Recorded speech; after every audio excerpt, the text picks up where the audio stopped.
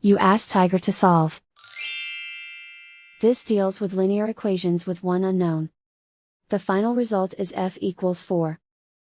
Let's solve it step by step. Simplify the expression. Expand the parentheses.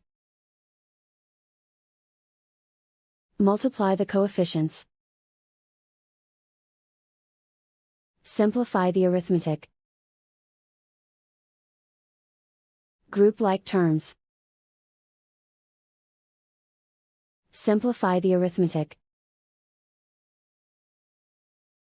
Group all constants on the right side of the equation.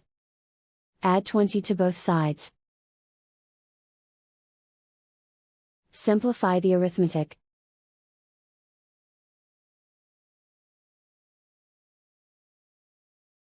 Isolate the f. Divide both sides by 12.